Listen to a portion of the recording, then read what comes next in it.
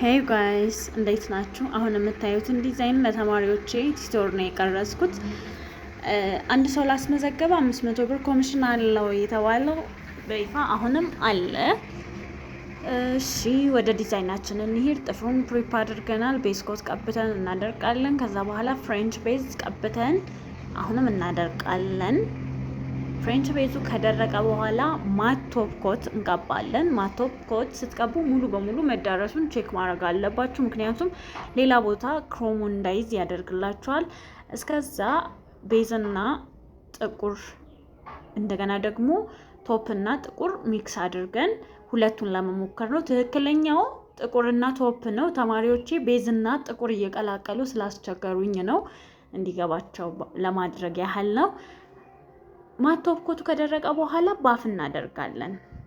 እነዚህ ባፍ አድርገን ሬዲ እናደርጋለን ዲዛይኑን ከመስራታችን በፊት ማለት ነው። ምክንያቱም ማት ቶፕ ኮቱ በደንብ ካልደረቀ እንኳን እንትን ያደርግልናል። መጀመሪያ ላይ የሰራሁት በቤዝ እና በጥቁር የተቀላቀለ ነው። ሁለተኛ ላይ የሰራሁት ቶፕ እና ጥቁር የተቀላቀለ ነው።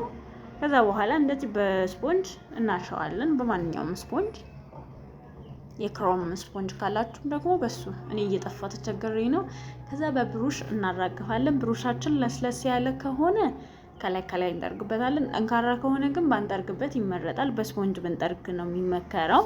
ሁለተኛውን ዲዛይን ለመስራት ደግሞ ሶሊድ ጄል ወይም ደግሞ ሃርድ ጄል እንጠቀማለን። እዚህ ጋር እያድበለበልኩት ነው የመጀመሪያውን ዲዛይን ለመስራት በክሮም ማለት ነው።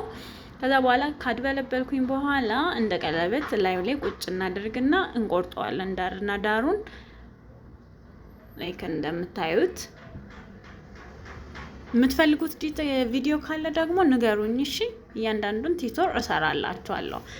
ደርቆ ከወጣ በኋላ ጥቁርና ቶፕ የተቀላቀለውን ቀብተን አደረቅን ለ30 ሰከንድ። ከ30 ሰከንድ በላይ እንዳታደርቁ፣ ምክንያቱም አይዝላችሁም። እንደገና ደግሞ ውስጡን በደንብ ማሸት አለባችሁ ክሮሙን፣ ምክንያቱም ዳርዳር ላይ ጥቁሯ ፓርት ትቀርባችኋለች። እሷ ከቀረች የጥፍሩን ውበት ይደብቅባችኋል።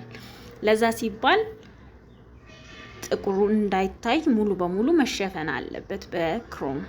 ከዛ ቶፕ ስትቀቡ ደግሞ ከጎን ነው የምትቀቡት፣ መሀል ላይ ሄዶ እንዳይተኛባችሁ፣ ድልድል እንዳይል ቶፕ ትቀባላችሁ ከወደ ጎን።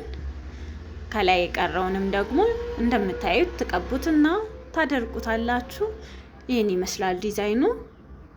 ወዳችኋለሁኝ። ተማሪ ማስመዝገቡን ቀጥሉበት። ባባይ